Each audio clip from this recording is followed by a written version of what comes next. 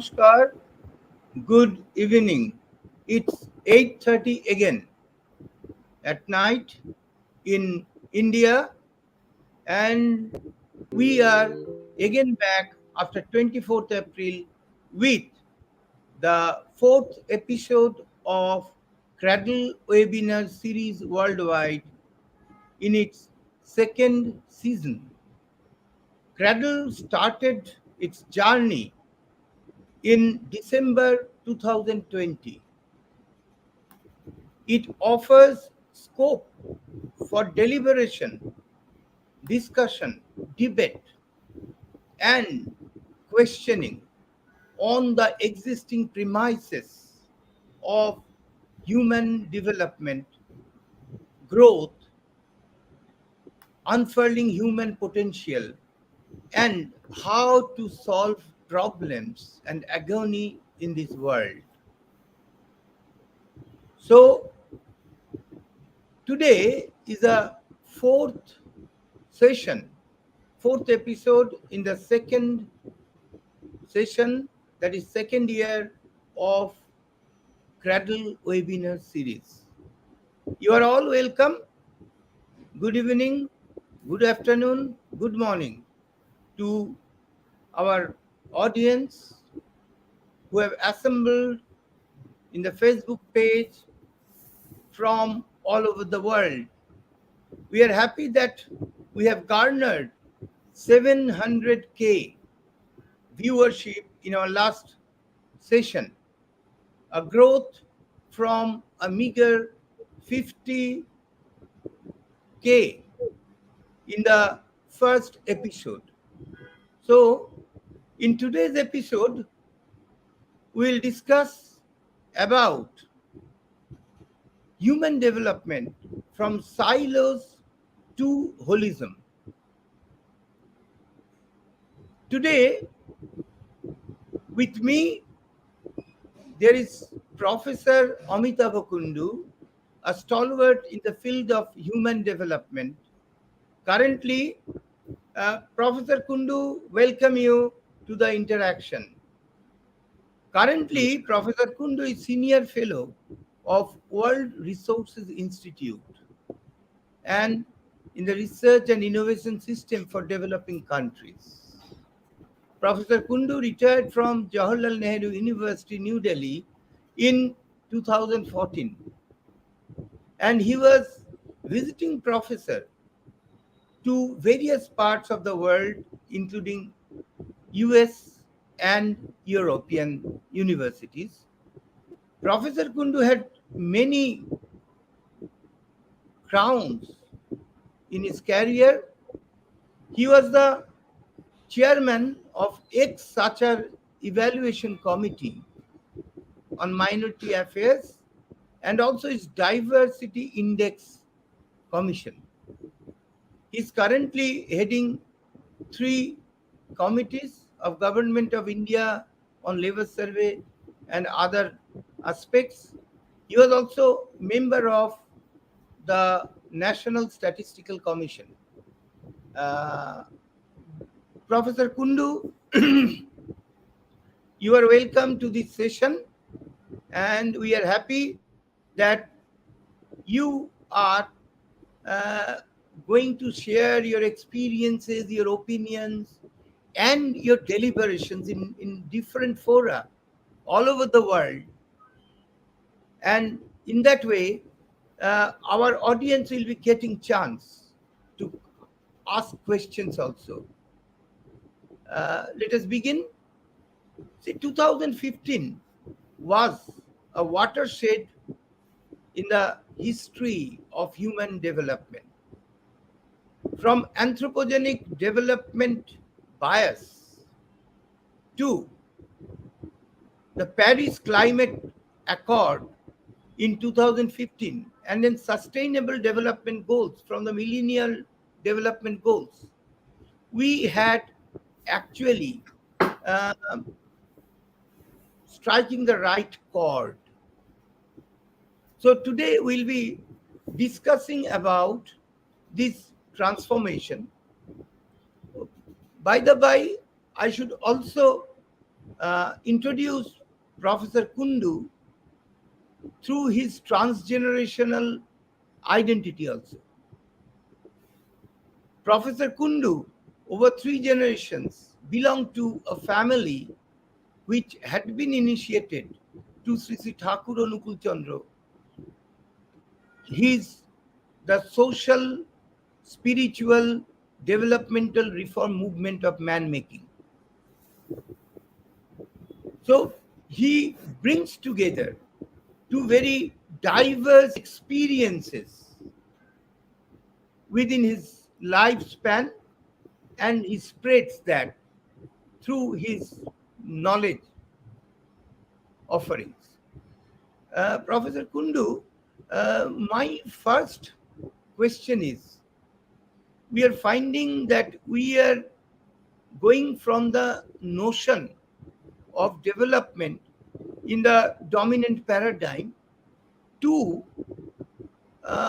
ecological sustainability of our progress for the future generations. This traversing, if you enlighten us on that. Professor Lochudari, thank you for having me for this discussion on a very important theme in your program on human development from silos to a holistic approach, which I think is extremely important in the contemporary situation in India and also many other parts of the world. Thanks also for this introduction that you gave about me, which gives a slightly inflated, assessment of my achievement. But I entirely, agree with you that there has been a paradigm shift in the thinking of world's economic development in the late 70s. As a student and teacher of development economics, I can notice that a large number of countries were following the objective of maximizing GDP, the national income. Relentless pursuit of this materialistic well-being resulted in serious social problems, the problems in the human development dimensions. And that's why there has to be there, as absolute a shift was required. I must tell you, this whole idea of maximizing materialistic well-being was based on a critical assumption that if every individual maximizes or follows the individual rationality, the collective rationality, the good of the country and the world will automatically be promoted. Now, we have evidences in different parts of the world, in different time periods, that this just doesn't work. There are conflicts coming between individual interest, the vested interest coming up, and the overall global interest. And that's the reason, given the sharp inequalities that we have in India, we find that inequalities have sharpened, the spatial segmentation have taken place, violences have come up, and we also notice that sometimes this results in regional conflicts. So given this problem, the economists have been trying to sort out the conflict that exists between individual and collective rationality.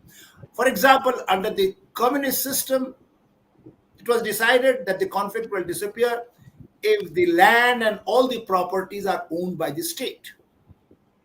Sarkozy, the president of France, recently he said that this conflict will disappear if the countries, instead of promoting GDP, national income, they promote happiness. And he constituted a committee with Stiglitz, with Amartya Sen, and Fitosi. They were trying to find out how the conflict between individual and collective interest can be reconciled. And you are aware that Human Development Report by Mahbubul Haq and Amartya Sen, they tried to bring in the dimensions of education and health as a part of development. Now, I must tell you, I was initiated to satsang, and I was reading the teachings and messages of Sri Sri Thakur Anukul Chandra. Is a great visionary and also a spiritual leader of all times. And I was trying to see how does he look at this conflict that exists between individual and collective interest. I was very happy to notice that he has provided a very simple solution. He talks about being and becoming. If you Yeah. are only worried about your current happiness, you're talking about being. You will spend most of your money in conspicuous consumption. You will use up all your natural resources, not leave anything for, and after 15 years for the next generation. So certainly this is undesirable. What Sri Sri Thakur and Kul Chandra said, being and becoming. And your becoming should not be in conflict with other people's being and becoming. Thakur and Yes. Kulchandra says, very importantly, that you are responsible for not only your own well-being, your family's well-being, your community's well-being, you are also responsible for the well-being of your country and the whole world. I really appreciate this perspective that he has, that there can't be any conflict between individual and collective interest, provided your self interest is taken to a higher level.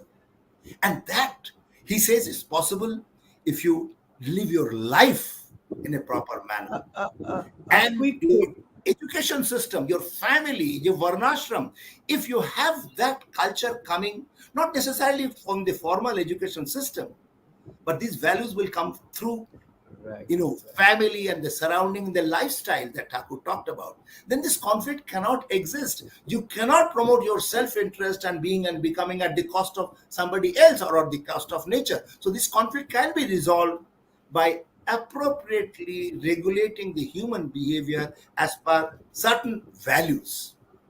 Professor Kundu, Yes, please. uh, what you told about Sri Thakur Anukul Chandra's take on how development would be sustainable, what I find there is a shift from right to duty perspective. From right to duty perspective. That is, as human being, we have to offer. We have to offer for the improvement of from family to community to society to country and the world. So certainly there is a shift. Now, on the basis of that, I remember 1998, rethinking on how to eliminate poverty, the Paris conference. They talked about multi-dimensional, pluridimensional approaches, and they talked about a shift from money as standard and money as the compelling factor to some other ways. Now, if we take Sri Thakur Anukul Chandra's concept of service, of duty mindedness, are we not shifting from that money centered approach to a man centered approach? I think this is a very, very important issue that you have flagged.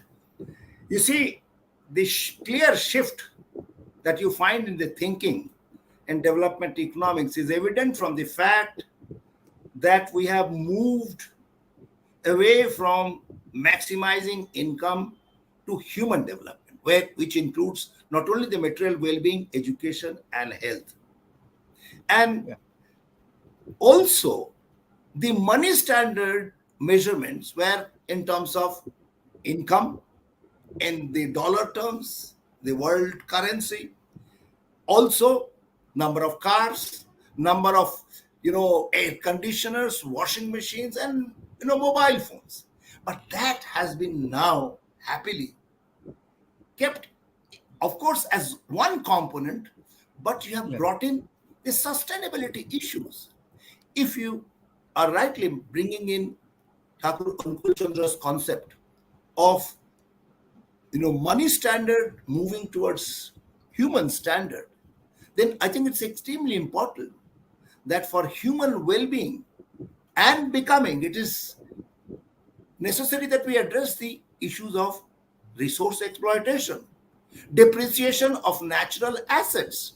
So, what you find, the shift is already taking place.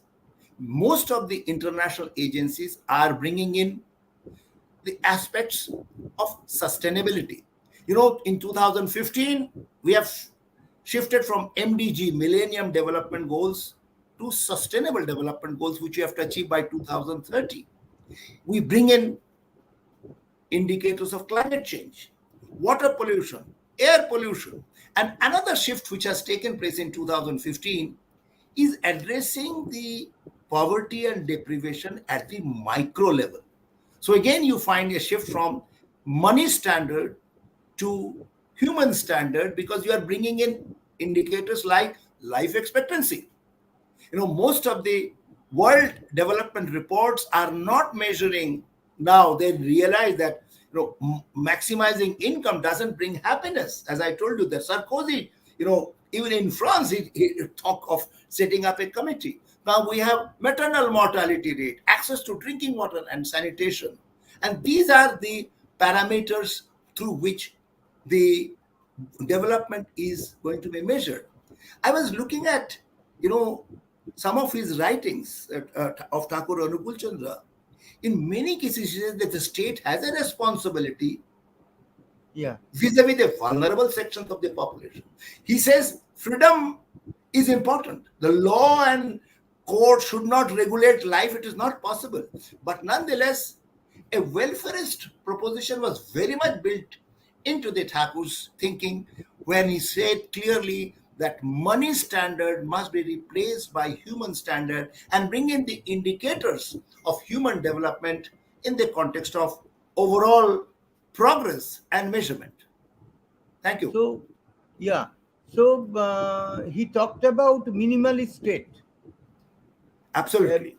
Yeah, and the minimalist state proposition was taken up, and Sisi Thakur Anukul Chandra exactly talked it around 1930s. He started talking about it when people from across the country, and also later on from US and UK, they came to him.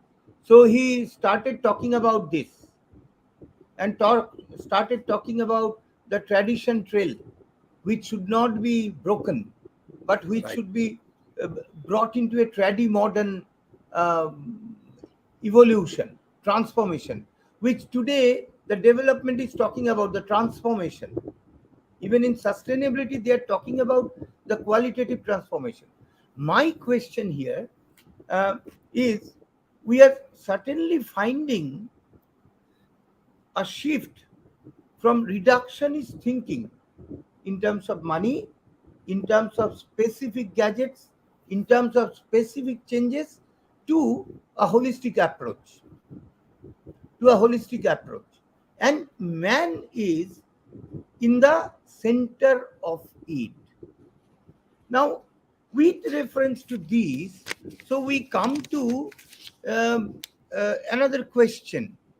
And this question is you are the best person to answer it, because you have been involved in 2017 as a regional advisor to UN's Economic and Social Council's Western Asia Commission, with reference to the different goals of sustainable development in respect of the specific regions. There are 5 such commissions being created by ECOSOC.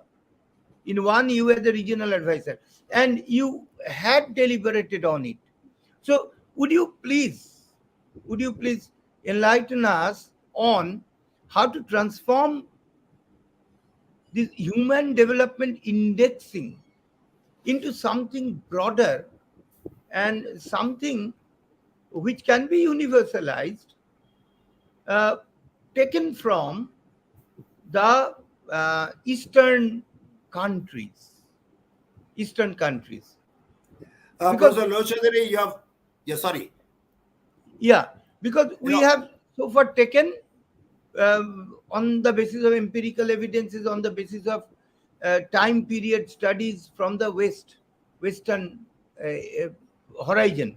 Now from eastern horizon, because eastern civilizations are more sustainable, more transgenerational over thousands and thousands of years. India and China, Korea even, just consider. So, what should be taken from such transgenerationally sustainable civilization? What sort of indicators? That is my Professor question. Lochadri, you have asked the most difficult question: how to transform the society and the human behavior so that the goals of human development, inclusive development, and sustainability are achieved. It is easy as an economic advisor to UN in the West Asian countries to produce a report, but to really transform the society in a manner that individual behavior is geared to those objectives is a difficult proposition. I must tell you, COVID has taught us that no one is safe unless everyone is safe. So you have to worry about your own environment, your own neighborhood, and not only that, you have to also worry about the nature which is around you, the plants and the open spaces, because unless you do that, overall being and becoming does not get promoted. And that is a significant change which has come in. And what we find that transformation can take place through education and environmental education. Education on sustainability should not be just one course. I think resilience and sustainability should be part of all the courses. Even sociology, economics, geography should be taught in a manner that the sustainability issues are built into it. And I would like to tell you that Thakur Anukul Chandra says very clearly that you can't change the human behavior and make them follow the ideals of sustainability in the day to day actions by law, policeman, administration, and governance. Because you can't have one policeman for everyone. So much of the human behavior is outside the formal judicial system. And as you rightly pointed out, he mentioned that that government is perhaps the best, which does least governance, which really allows the human freedom. But the macro level conditions should be conducive, should be oriented to the well being of the people. And that kind of a transformation can come through an approach, minimalist approach of the state, creating macro conditions, law and order, creating environment for economic activities to prosper and the capabilities to be realized. But at the same time, it is the individual transformation which has to take place through family traditions, through education. And that's why Anukul Chandraji always emphasized on the education which comes through the family, through the society. I think that is extremely important. And that's why often many people tell me that you have been initiated to satsang, which believes in man making, human making, which really thinks of transforming your individual behavior, considering the well being of your surrounding and the support system which sustains your growth. Professor Yeah. Lochaudhary. Yes. Yes. Yes. I'm remembering Sri Sri Thakur Anukul Chandra's uh, labor for love movement, which he initiated in the village Himayatpur and adjoining villages in 1920s. In 1920s, to serve the people, to serve the people without any intention of getting anything. He and his dedicated pool of workers, they started it. And the ashrama grew out of nothing actually, out of nothing. And it was all green. And that green, even today in our Devghar, we find that our ashramas are green and the structures are minimalist. Structures are minimalist. So um, uh, now, uh, before going to the next question, I would uh, like to have a point. When you refer to education will actually transform, is it not that education itself as a sustainable development agenda needs to move from, especially in the childhood all over the world, from the reductionist approach to a holistic approach? Why I'm asking this question? Because if the neural science, the ultimately if human is in the center and human does everything, so his neural development, his or her neural development through the young tender ages, if he is trained in reductionist approach and only in logic but no emotion, or only emotion and no logic, these are two sides. So don't you think that we need to actually revolutionize education in the light of the neural science developments, so that we have a balanced education? In the beginning, of course, we have to go deep for research into areas, but we must also understand the threads which connect them and where the existence is the whole one. No, Professor Lochodhuri, I won't agree with you 100%. I would like to agree with you 120%, on this issue Okay. that you can't have, environmental education or education for sustainability, education for social justice as a one course at the Yeah, MA level or at the graduation level. It has to begin right from childhood. And it does not begin only in this formal schooling system, it begins within the family. And that is extremely important. And many philosophers have talked about the importance of the values which are imbibed by the children from family, from their parents. And Thakur Anukul Chandra certainly emphasized it very, very importantly. And I do believe that unless you bring in those values, this normative framework as a part of the education system itself, just not having classrooms. I've seen some universities in the West, also in India, where people are taken to the field. They spend time there and are made aware of the problems and the aspirations that they have. So, unless and also see how the natural destruction is taking place as a result of the relentless pursuit of material well-being. So unless this practical aspect is also brought in as a part of the education system, it will be very difficult. And I must tell you, like many you know religious leaders and the philosophers, the visionaries, Thakur Anukul Chandra emphasized on nature being a critical component of development. You know about Gautam Buddha, it is said that he went to Kanyakumari and he watched the waves for hours and he found it so beautiful. I was reading Thakur's life, Anukul Chandra's his life, and he was watching Padma River, you know, for hours together. He associated himself with a bale tree which fell down and he was pained because the tree fell down. And I think once there is an incident that some horse was being whipped and he had the marks and the pains on his own body. He wrote at one place, I feel like I'm standing like a plant, as a tree.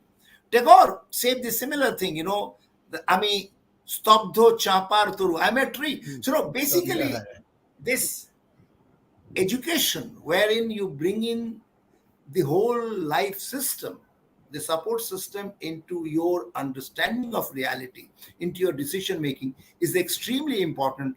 And I think that can be done through family, primary school education, and the society that we are creating. Through that, those values need to be brought in. And Thakur showed that it is very much possible to do that through a proper initiation. Professor Lal Chaudhary. Ah, uh, now, in all this, thus, we have a great role as a common people, as a common people, and in sustainable development, participation has been kept as one goal. 360-degree participation, not in the terms of others, because you have already told there is elite capture of development programs. Now, my question is how to transform this sustainable development, that is human development, into people's own agenda and action. What we find today in the name of welfareism, in the name of neoliberal capitalist approaches, the state decides everything. And in that way, the propensity of work of common man, who are basically the spine of the nation, spine of the country, that goes down. We are seeing in studies in England, we are seeing in India with the vote politics, all these aspects we are seeing. So, my question is how to transform human development into people's own agenda and action. I think this is something on which a lot of thinking has gone in by the social scientists and the visionaries. I would like to bring in the idea of capability approach and functioning of Professor Amartya Sen, who was my teacher at the research level. Professor Sen talks about the capability approach and says that basically the role of the state would be to ensure that the capabilities of the individual are allowed to the maximum possible extent they are materialized. The state should create the background conditions so that every individual can recognize, and realize their capabilities. So the role of the state, he limits. So it should be really creating a macro level conditions, law and order, economic environment, social stability. But it is the individual whose Yeah. capability should be permitted by the state, but it is the job of the individual to realize the capability.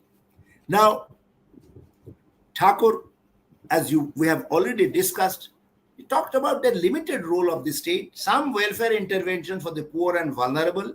For most of the people, the state should really create the overall condition and allow the individual to maximize the potentiality and the capacity.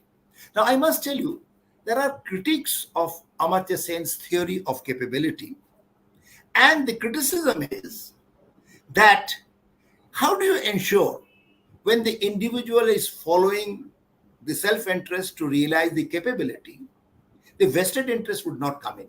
It will not create to excessive concentration of power because you're giving, Sen talks about freedom is development. That means if the country gives greater freedom to realize the capability, it should be considered as more developed. The criticism is that how do you ensure that the freedom will be utilized by the individual for the individual good and the collective good. Now, Yeah. this is one missing factor in the theory of capability.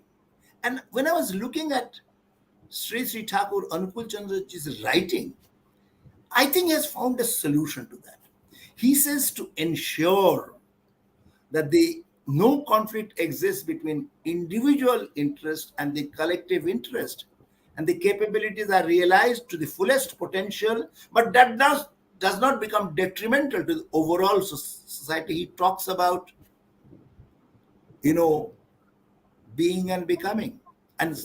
very important statement that he says, you know, you belong to the Lord and not you are for the Lord and not for the others. This is a very important statement, which means that when you are trying to achieve your capability and utilize it, you must surrender to the ultimate truth, ultimate larger social interest and not for the others. You are for the Lord. That means you are for the supreme good of the world, of the country, of the people, and not for any other vested interest, not even for your own vested interest.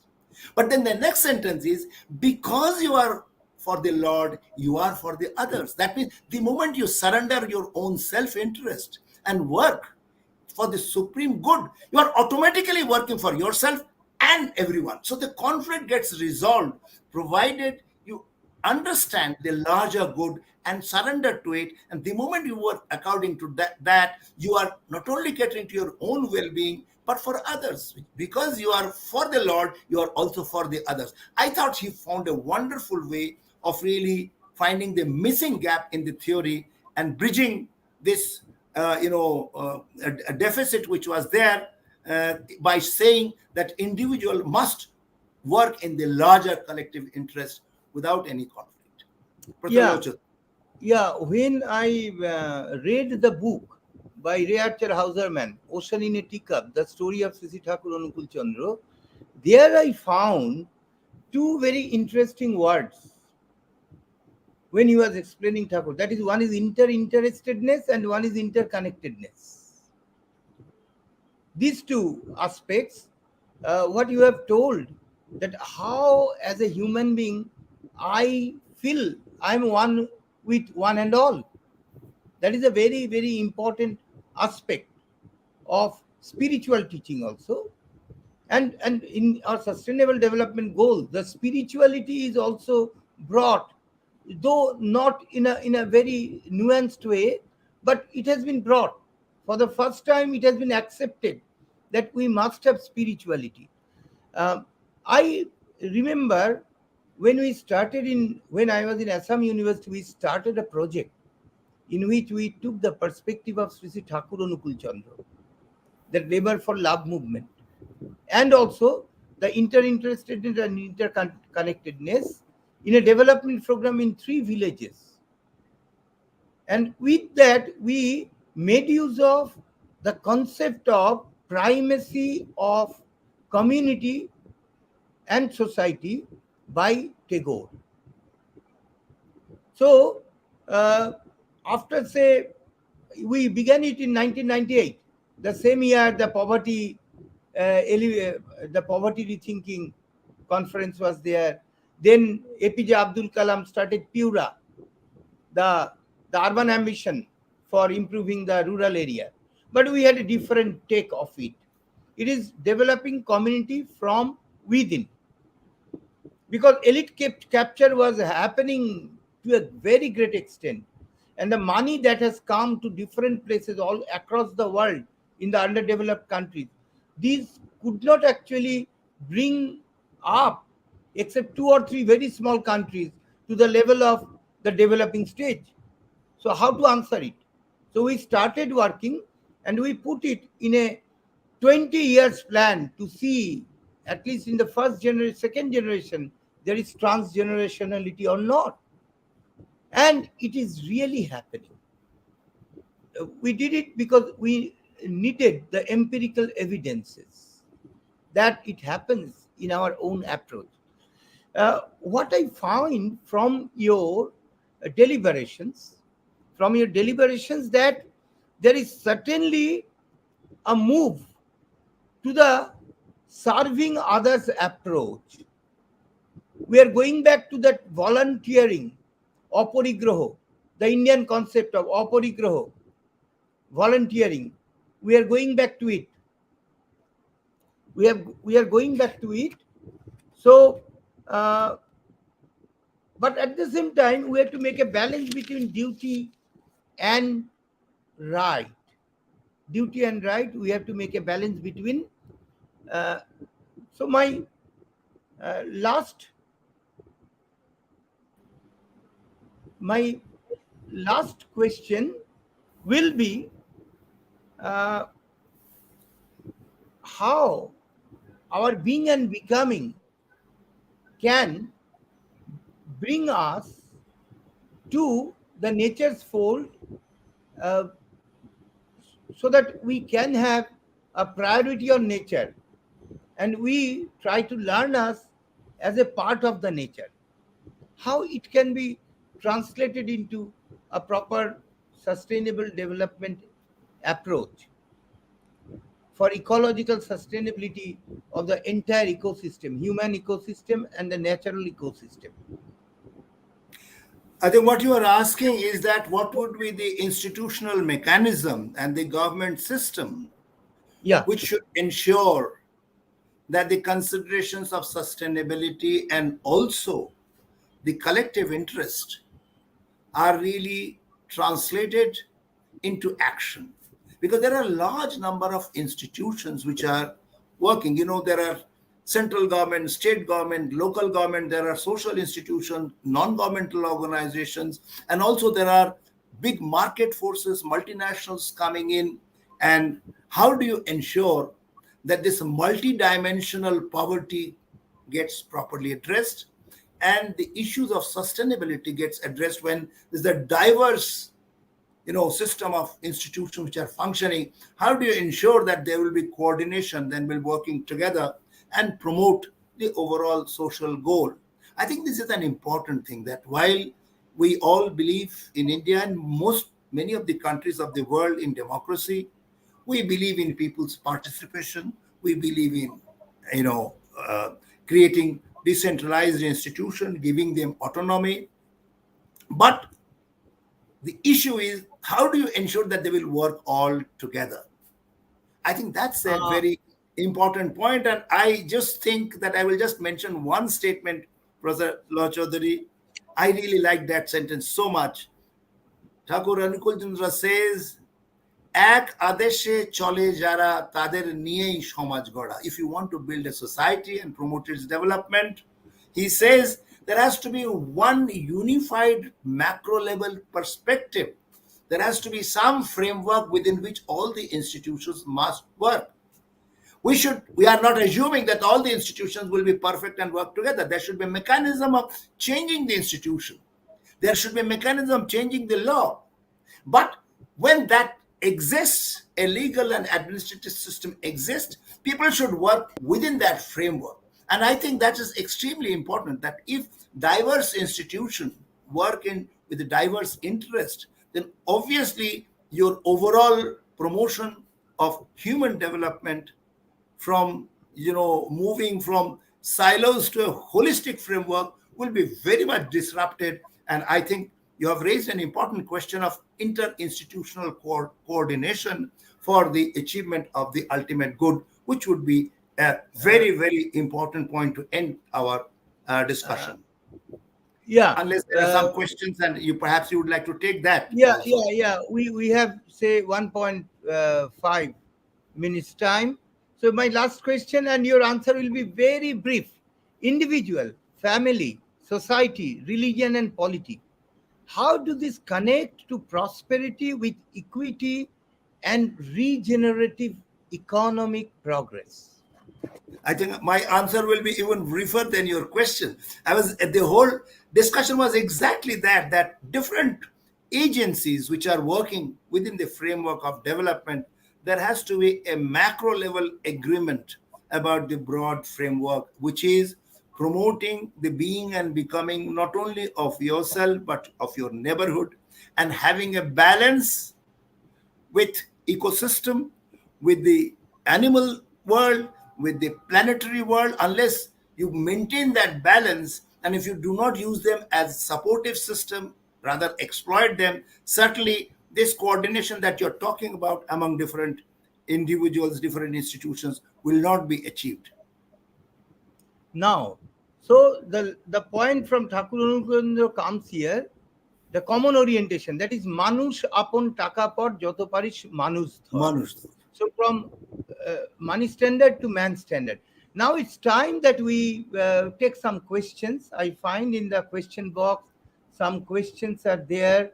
I would request, uh, there was one question.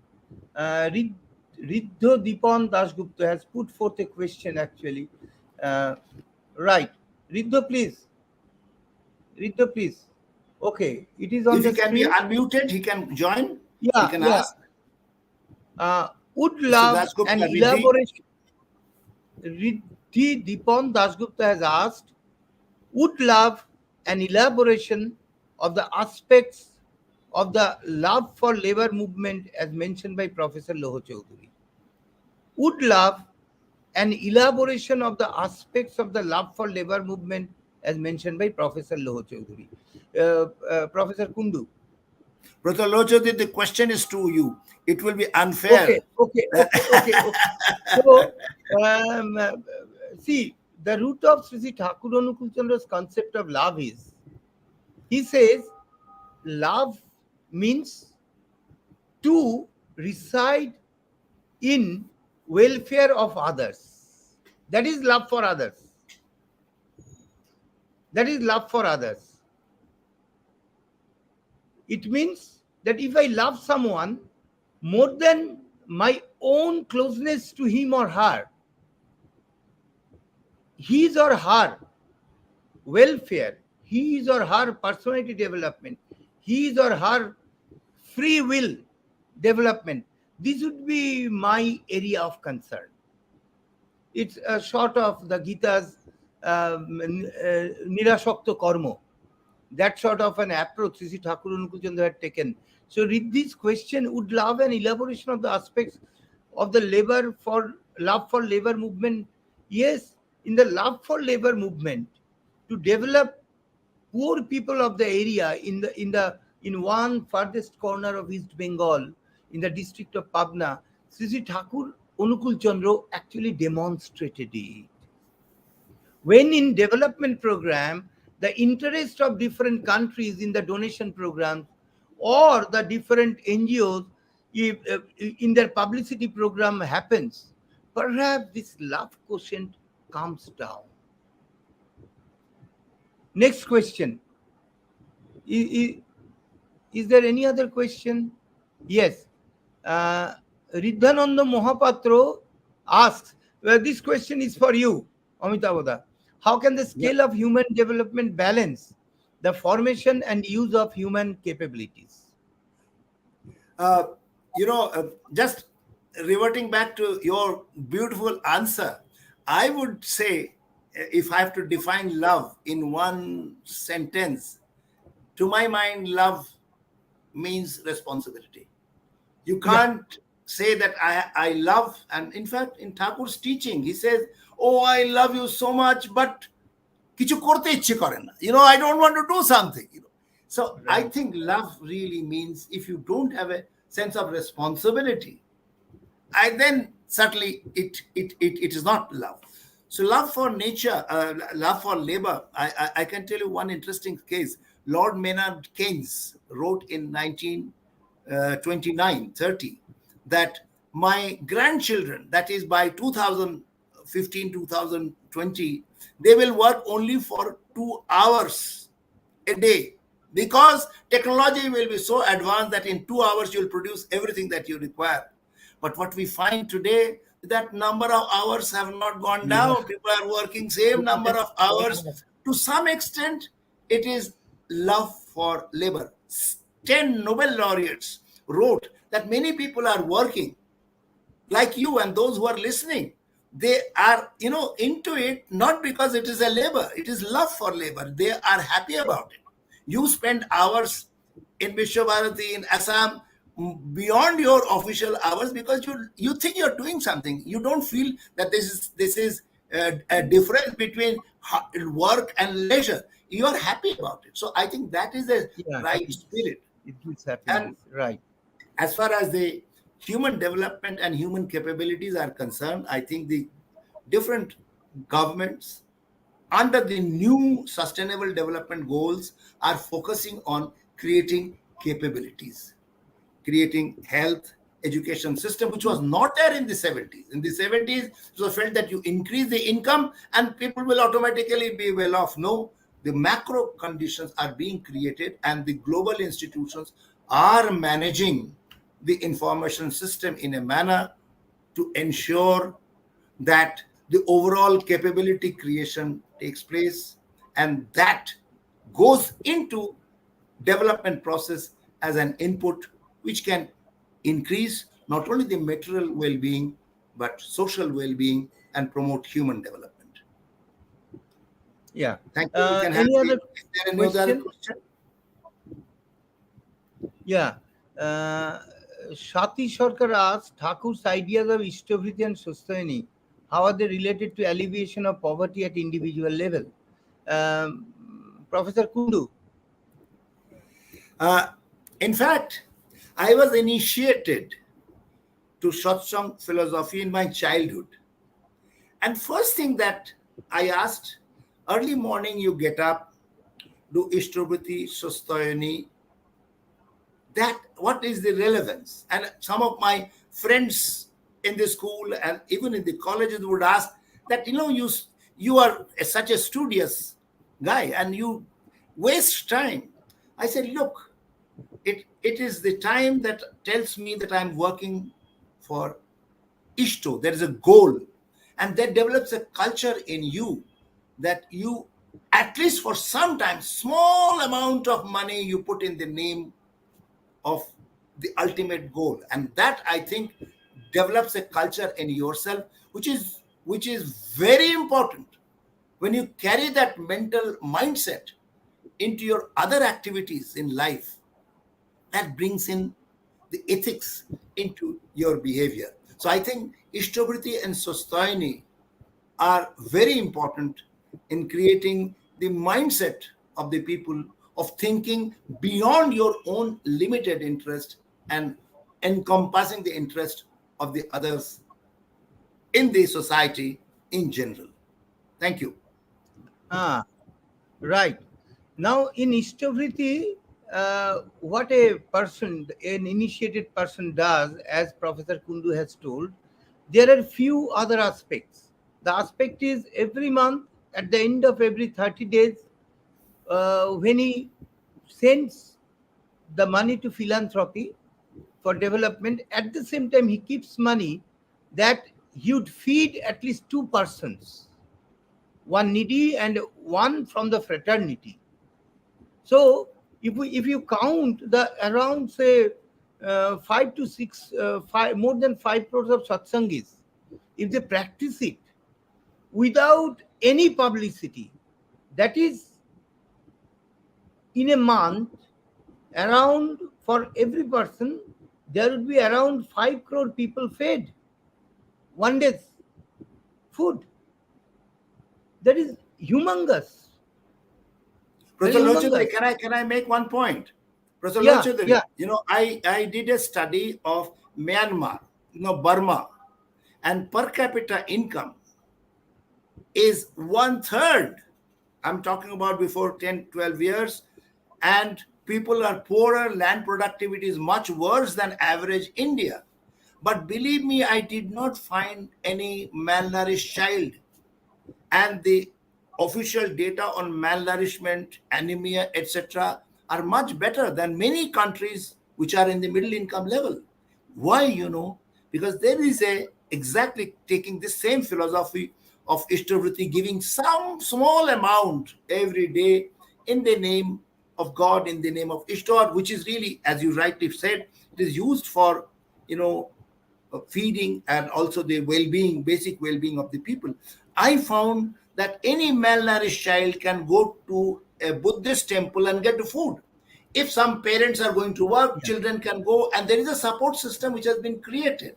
And you really find that at the individual level, the disparity and deficit disappear, provided this collective responsibility is there. And these Buddhist temples, they gather money from philanthropy. People give, and I know one hotel manager, she was a young lady.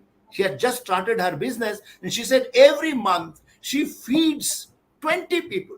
Every month she decides 2 days, and that is a part of the ethics that she has imbibed. I think Thakur's idea can be really seen in that context, is as promoting the well-being of the poor and our individual contribution to that. Thank you. yeah, yeah, yeah. And in society also, we find a much larger expansion of that. Because in society, the enterprise building, as per one's own instinct, and to put people in gainful employment in that for their improvement, These are the aspects which are there in the it's sort of a funding venture from every individual initiate who takes a vow to control his life through proper food, sattvic food, and at the same time having the motor sensory coordination practiced, so that what he thinks is good for individual and good for the people, he has to implement it. That is the order of that Sostayani Broto. That Sostayani Broto, in that it is to be done. And the enterprise building, the Sostayan estate, Sri Thakur says, Sostayan estate is to be developed, either individually or as collective. We should really, so if that can be done in a country, we don't need money from the country's coffer. Actually, we will be the givers for that. The much of the taxation problem gets solved. I'll complete with simple one example. When the satsangis from the erstwhile East Bengal after partition were given land, the barren land, the forest land in Uttarakhand, in huge areas, they came to Thakur. Thakur, there is nothing. How can we do? Thakur said, don't go to any camp and for any dole. You have your love for me and you can give your labor. And you have your traditional knowledge of agriculture. Put these three things together and create the change. You be the change. Today, if you go to Uttarakhand, these lower sides of Uttarakhand, you will find them in huge number. There are 5 lakh Bengalis, refugees in the Uttarakhand. And this study has never been done. In the Green Revolution of India, the credit of the partition, credit of the Sikh farmers, Hindu farmers who came from Pakistan, part and who came from Eastern Bengal. We need to do these studies so that we understand how social behavior change communication is not a matter of a campaign. It's a matter of everyday practice. So in Sri Sri Thakur Anukul Chandra's socio-spiritual development perspective, that really flourishes. Professor Kundu. No, I think I would largely agree with you. There is a need for research into some of these issues, that how the values that you get from the family, from the neighborhood, and that helps in your life in regulating your behavior when you participate in the production process. I think it's an extremely important point that you have mentioned. And Thakur's idea of having university itself means Yeah. that he believed that all the principles can and need to be contextualized, because time is changing, social fabric is changing, political environment is changing. So given that, you have to examine the context and the principles that are given to us. So I do believe that the role of research in education to contextualize the values and the principles, something which was perhaps before 200 years was not even, for example, mobile phone, it didn't exist before that. And what should be Yeah. the role of mobile? Does it destroy our life? These are issues nobody would have talked. I'm just giving one example. So I certainly think that this idea of Thakur Anukul Chandra, there has to be research institutions, and not do the market research, how to sell your toothpaste, but how to really see that the values and the norms are imbibed in your day-to-day behavior. And that, I think, is extremely important point. And those who are initiated and those who are not initiated should also be, all of us would be interested in knowing how the ethics and the values can be brought into our behavior, what are the best instruments, how education system can be modified and address these issues. These are certainly extremely important points, which I'm happy that the discussion with the participants have brought into the framework of our consideration. Thank you. Thank you, Professor Kundu. I will end with a two-liner. One is the Sustainable Development Goal. It should factor the shift from money standard to man standard, bringing man, that is humanizing economics, number one. And number two, from the right orientation to a balance of right and duty orientation is what the world now requires, with reference to not only fellow human beings but also with reference to nature, because nature is already doing its duty by providing us oxygen and everything. But what we are giving, Thakur's ideology on development actually touches all these things in all its tenderness, and so it fits in the sustainable development goals in a ecologically sustainable transgenerational progress paradigm. Thank you all for listening to us and participating in the interaction. We would request you to let us know, did you like it or what were our shortcomings. Thank you all. Thank you. Thank you.